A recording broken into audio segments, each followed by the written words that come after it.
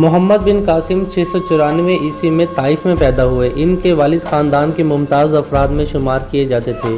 جب حجاج بن یوسف کو عراق کا گورنر مقرر کیا گیا تو اس نے اپنے خاندان کے ممتاز لوگوں کو مختلف عہدوں پر فائز کیا۔ ان میں محمد کے والد قاسم بھی تھے، جو بصرہ کی گورنری پر فائز تھے۔ اس طرح محمد بن قاسم کی ابتدائی تربیت بصرہ میں ہوئی۔ تقریباً 5 سال کی عمر میں ان کے والد کا انتقال ہو گیا۔ محمد بن قاسم کا پورا نام عماد الدین محمد بن قاسم تھا، جو بنو امیہ کے ایک مشہور سپہ سالار حجاج بن یوسف کے بھتیجے تھے۔ محمد بن قاسم نے 17 سال کی عمر میں سندھ فتح کر کے ہندوستان میں اسلام کو متعارف کروایا۔ اس لیے سندھ کو باب الاسلام کہا جاتا ہے، کیونکہ ہندوستان پر اسلام کا دروازہ یہیں سے کھلا۔ 15 سال کی عمر میں 708 عیسوی کو ایران میں کردوں کی بغاوت کے خاتمے کے لیے سپہ سالاری کے فرائض سونپے گئے۔ اس وقت بنو امیہ کے حکمران ولید بن عبد الملک کا دور تھا۔ اس مہم میں محمد بن قاسم نے کامیابی حاصل کی اور ایک معمولی چھاؤنی شیراز کو ایک خاص شہر بنا دیا۔ اس دوران محمد بن قاسم کو فارس کے دارالحکومت شیراز کا گورنر بنا دیا گیا۔ عربوں کی ہندوستان اور مشرقی ایشیا کے ساتھ تجارت تھی۔ یہ تجارت سمندری راستے سے ہوتی تھی۔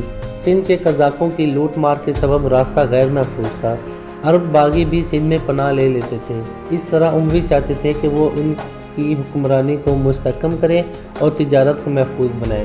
حجاز کی گورنری کے دوران قزاقوں نے سائلین کے حکمران کو لوٹ لیا اور عرب کے جہازوں پر حملہ کیا، جو سری لنکا میں مرنے والے مسلمان فوجیوں کی یتیموں اور بیواؤں کو لے کر جا رہے تھے۔ اس طرح اموی خلافت کو جائز مقصد کی فراہمی، جس نے انہیں مکران اور سندھ کے علاقوں میں قدم جمانے کے قابل بنایا۔ اموی خلافت نے محمد بن قاسم کو سندھ پر حملہ کرنے کا حکم دیا۔ اس نے 6000 شامی گھوڑ سوار کی رہنمائی کی اور ہند کی سرحدوں پر اس کے ساتھ 6000 اونٹ سوار تھے اور اس کے ساتھ 5 منجنیقیں بھی شامل تھیں۔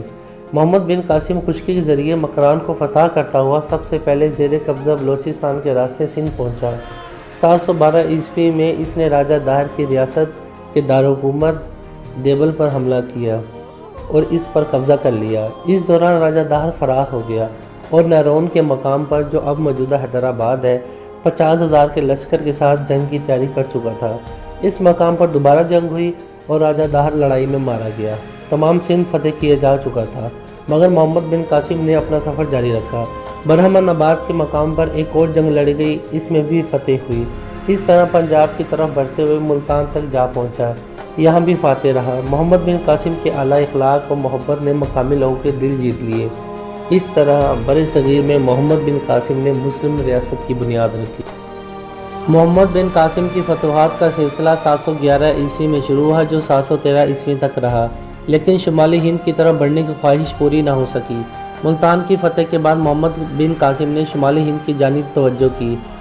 سب سے پہلے قنوج کے راجہ کو دعوت اسلام دی، لیکن اس نے اسے قبول نہ کیا، تو محمد بن قاسم نے قنوج پر حملے کی تیاری شروع کر دی۔ اس دوران 95 ہجری میں حجاج بن یوسف کا انتقال ہو گیا اور محمد بن قاسم نے قنوج پر حملے کی بجائے واپسی آنا بہتر سمجھا۔ حجاج بن یوسف کے انتقال کے کچھ ہی عرصے بعد ولید بن عبد الملک نے مشرقی ممالک کے تمام گورنروں کے نام احکامات جاری کیے کہ وہ تمام طرح کی فتوحات اور پیش قدمیاں روک دیں۔ چند ماہ بعد خلیفہ ولید بن عبد الملک کا بھی 96 ہجری میں انتقال ہو گیا۔ خلیفہ ولید بن عبد الملک کے انتقال کے ساتھ ہی فاتح سندھ محمد بن قاسم کا زوال بھی شروع ہو گیا، کیونکہ ولید کے بعد ان کا بھائی سلیمان بن عبد الملک جانشین مقرر ہوا، جو حجاج بن یوسف کا سخت ترین دشمن تھا۔ حجاج کا انتقال اس کی خلافت کے آغاز سے ہی ہو گیا تھا، لیکن اس نے عداوت کا بدلہ حجاج کے تمام خاندان سے لیا اور محمد بن قاسم کی تمام خدمات اور کارناموں کو نظر انداز کر دیا۔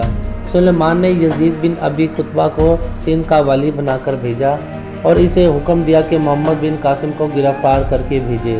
محمد بن قاسم کے ساتھیوں کو جب ان کی گرفتاری کا پتہ چلا تو انہوں نے محمد بن قاسم سے کہا کہ ہم تمہیں اپنا امیر جانتے ہیں اور آپ کے ہاتھ پر بیعت کرتے ہیں، خلیفہ کا ہاتھ ہرگز آپ تک نہیں پہنچنے دیں گے۔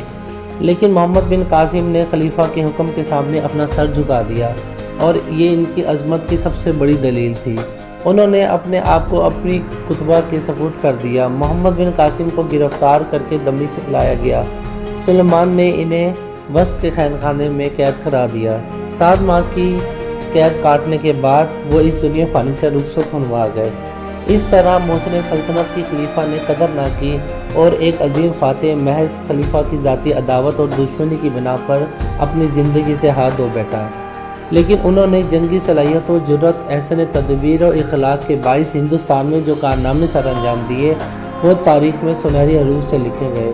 ان کی موت سے دنیا اسلام کو ایک عظیم نقصان پہنچا ہے۔